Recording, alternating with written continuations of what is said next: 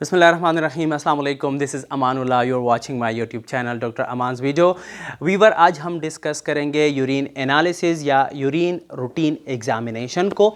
सबसे पहले हम ये डिस्कस करेंगे कि हम यूरिन एनालिसिस क्यों परफॉर्म करते हैं और यूरिन एनालिसिस के रिज़ल्ट से हमें क्या इंडिकेशन मिलती है, हमें किन डिजीज़ को डायग्नोस करने के लिए या मॉनिटरिंग करने में हेल्प मिलता है। तो पहले ये डिस्कस करेंगे, फिर उसके बाद हम नॉर्मल कंपोजिशन ऑफ यूरिन को डिस्कस करेंगे कि नॉर्मली जब यूरिन पास आउट होता है तो उसकी नॉर्मल कंपोजिशन क्या होती है।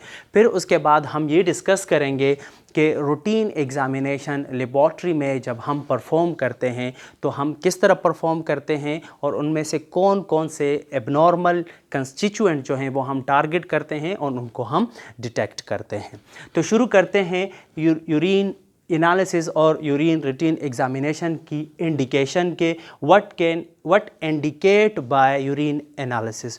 तो सबसे पहले तो ये है कि किडनी या यूरिनरी ट्रैक जो है उसके स्टेटस के बारे में हमें यूरिन एनालिसिस से इंफॉर्मेशन मिलती है।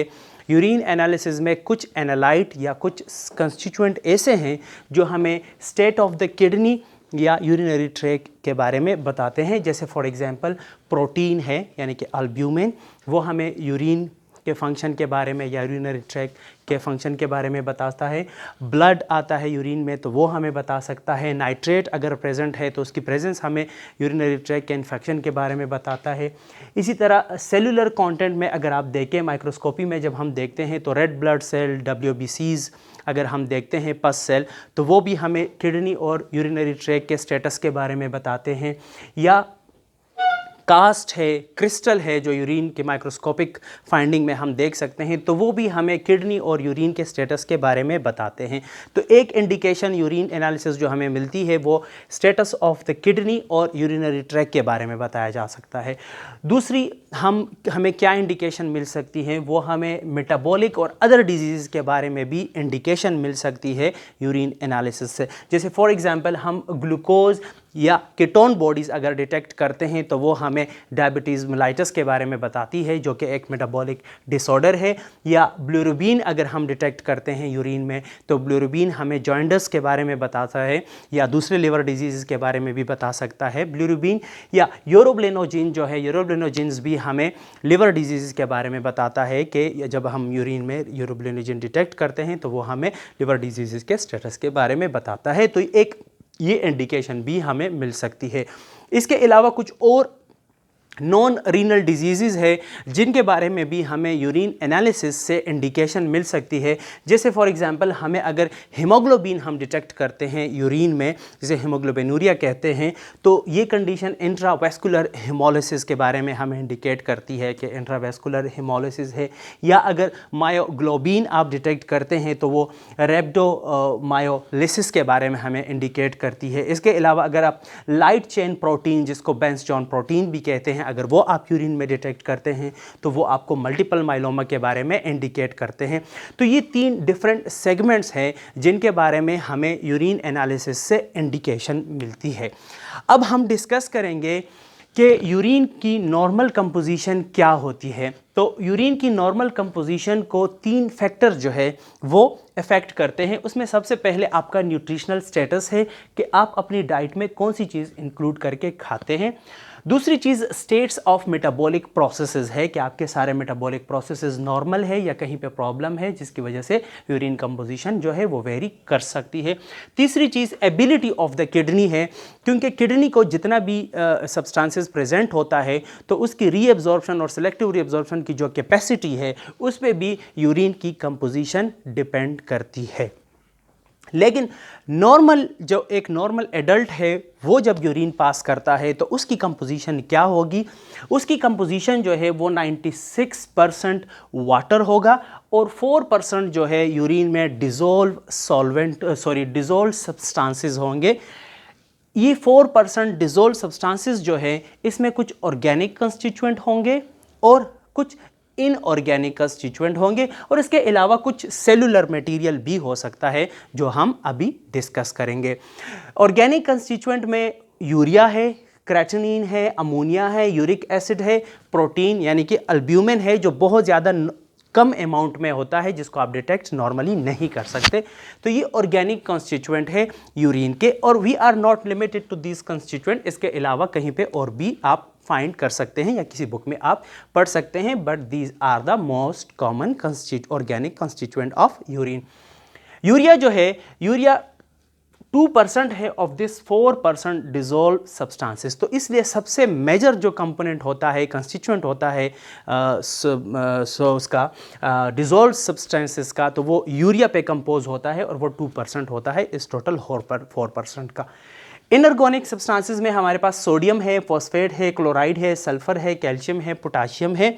Again we are not limited to this constituent, these are the most common constituent. इसके अलावा और भी कंस्टिट्यूएंट हो सकते हैं, और इनऑर्गेनिक कंस्टिट्यूएंट में जो सबसे मेजर कंस्टिट्यूएंट है वो क्लोराइड है। सबसे ज़्यादा क्लोराइड मिलेगा आपको जब आप इनऑर्गेनिक कंस्टिट्यूएंट को डिस्कस करेंगे या आप उनको डिटेक्ट करेंगे।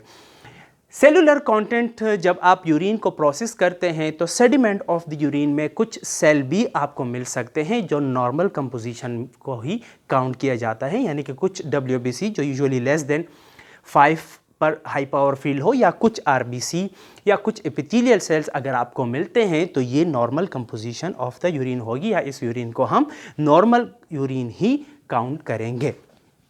अब आते हैं रूटीन एग्जामिनेशन की तरफ कि यूरिन को हम लैब में रूटीनली कैसे एग्जामिन करते हैं। तो यूरिन की एग्जामिनेशन को हम 3 कंपोनेंट में डिवाइड करते हैं। एक physical examination of the urine है, दूसरा chemical examination of the urine है, और तीसरा microscopic examination of the urine है। फिजिकल एग्जामिनेशन में हम लोग कलर ऑफ द यूरिन देखते हैं, ट्रांसपेरेंसी देखते हैं या टर्बिडिटी देखते हैं, ओडर देखते हैं यानी स्मेल देखते हैं, और फोम फॉर्मेशन, जो फोम बनता है यूरिन के सरफेस पे। तो ये 4 चीज़ें हम physical examination of the urine में देखते हैं। अच्छा, मैं अपने व्यूवर को ये बताऊं कि यहाँ पे मैं एक एक कंपोनेंट को डिस्कस नहीं कर रहा, आगे जो लेक्चर आएंगे तो मैं इस एक एक कंपोनेंट की क्लिनिकल रेलेवेंस, इसकी डायग्नोसिस और दूसरी इसके सिग्निफिकेंस को डिस्कस करूँगा। अब आते हैं chemical examination of the urine. Chemical examination of the urine हम लोग, आप सब जानते हैं कि हम स्ट्रिप बेस करते हैं। आप स्ट्रिप जो है वो डिप करते हैं यूरिन में, आप मैनुअली कलर चार्ट के साथ भी कंपेयर कर सकते हैं, या अगर आपके पास रीडिंग इंस्ट्रूमेंट है ऑटोमेटेड और सेमी ऑटोमेटेड तो वो भी आपके लिए रीडिंग करके देता है। यूजुअली हम कौन कौन से कंस्टिट्यूएंट जो है केमिकली डिटेक्ट करते हैं, तो सबसे पहले आपको ये पता हो कि pH ऑफ द यूरिन हम करते हैं। उसके अलावा प्रोटीन को हम डिटेक्ट करते हैं, प्रोटीन में मेनली हम अल्ब्यूमिन को टारगेट करते हैं, और इसके अलावा लाइट चेन प्रोटीन भी हम डिटेक्ट करते हैं, लेकिन वो यूजुअल या रूटीन एग्जामिनेशन का हिस्सा नहीं होता, क्योंकि वो मल्टीपल माइलोमा के पेशेंट में लाइट चेन प्रोटीन यानी कि बेंजोन प्रोटीन जो है पास आउट होते हैं। तो अगर क्लिनिकली फिजिशियन सस्पेक्ट करता है मल्टीपल माइलोमा को, तो वो अलग से एडवाइस करता है या इन्वेस्टिगेट करता है, तो वो लिखता है कि यूरिन फॉर बेंजोन प्रोटीन। तो बेंजोन प्रोटीन या लाइट चेन प्रोटीन जो है वो रूटीन एग्जामिनेशन का हिस्सा नहीं है, लेकिन हम टारगेट करते हैं बाय द एडवाइस या by the request of physician. इसके अलावा ग्लूकोज या अदर रिड्यूसिंग शुगर जो हैं उनको हम केमिकल कंपोजिशन में डिटेक्ट करते हैं, and this is the part of routine examination. Haemoglobin को हम टारगेट करते हैं या डिटेक्ट करते हैं, मायोग्लोबिन को हम डिटेक्ट करते हैं, नाइट्रेट एंजाइम्स और लिकोसाइड एस्टरेज एंजाइम्स, इन एंजाइम्स को भी हम डिटेक्ट करते हैं। तो इनकी क्या सिग्निफिकेंसेस है, इस एक एक कंस्टिट्यूएंट को हम आगे के लेक्चर में डिस्कस करेंगे।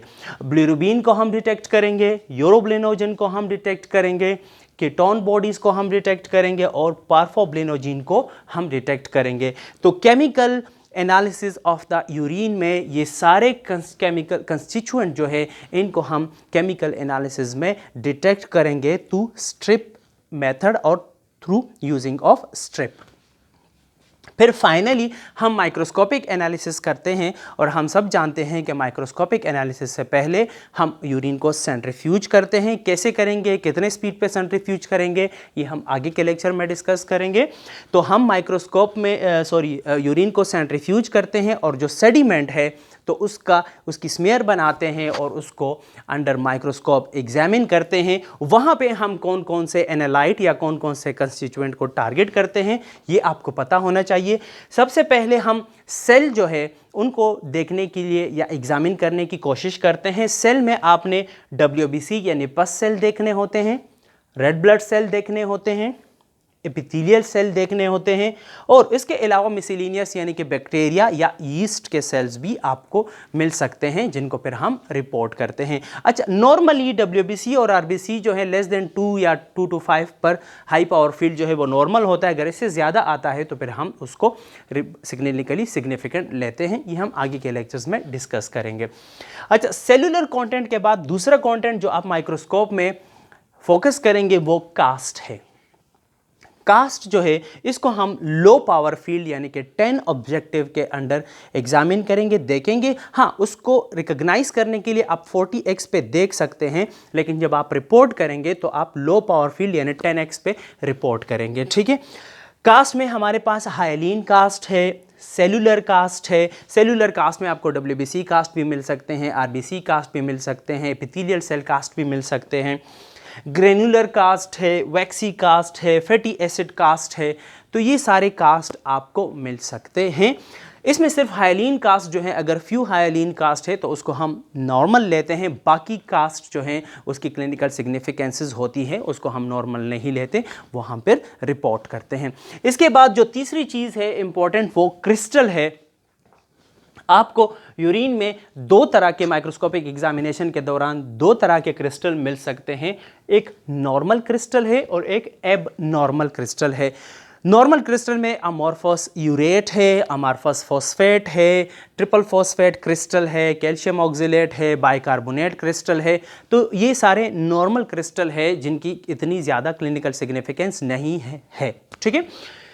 इसके अलावा जो एबनॉर्मल क्रिस्टल है तो उसमें से टायरोसिन क्रिस्टल है, ल्यूसीन क्रिस्टल है, आइसोल्यूसिन क्रिस्टल है, कोलेस्ट्रॉल क्रिस्टल है, बिलिरुबिन क्रिस्टल है। इन सब को हम मेटाबॉलिक क्रिस्टल्स कहते हैं क्योंकि ये मेटाबोलाइट्स जो हैं उनके क्रिस्टल बनते हैं। और इसके अलावा इट्राजेनिक क्रिस्टल भी बनते हैं, यानी कि कुछ ड्रग भी ऐसे हैं जिन ड्रग को अगर आप यूज़ करते हो तो उन ड्रग के भी क्रिस्टल बनते हैं, जैसे सल्फोनामाइड क्रिस्टल है, एक अच्छा एग्जाम्पल है, उसको हम एट्राजेनिक क्रिस्टल कहते हैं। तो वो क्रिस्टल भी एबनॉर्मल क्रिस्टल है और इनको हम हाई पावर फील्ड पे देखते हैं, हाई पावर फील्ड में एग्जामिन करते हैं, यानी 40x के अंडर, और हाई पावर फील्ड पे पर हाई पावर फील्ड ये जो है हम रिपोर्ट भी करते हैं। ये एक पूरी समरी थी यूरिन एनालिसिस की। आगे वाले लेक्चर्स में हम एक एक फिजिकल, केमिकल और माइक्रोस्कोपिक कंस्टिट्यूएंट को डिस्कस करेंगे और उसकी क्लिनिकल सिग्निफिकेंस, उसकी क्लिनिकल रेलेवेंस, उसके लिए अवेलेबल मेथड और उसको आइडेंटिफाई करने के लिए आइडेंटिफिकेशन फीचर जो हैं जो माइक्रोस्कोप के नीचे, या अगर केमिकल है तो स्ट्रिप के साथ और अगर फिजिकल है तो नेकेड आई एग्जामिनेशन के साथ आप कैसे एग्जामिन करेंगे। आई होप कि आपको ये वीडियो अच्छी लगी होगी। अगर आपको ये वीडियो अच्छी लगी है तो फिर आप हमारे चैनल को भी सब्सक्राइब कर दें और उसके साथ ही साथ आप बेल आइकन को भी हिट कर दें ताकि हमारी आने वाली वीडियो की नोटिफिकेशन आपको बर वक्त मिलती रहे। Thank you so much for watching my YouTube channel. Fee Aman Allah.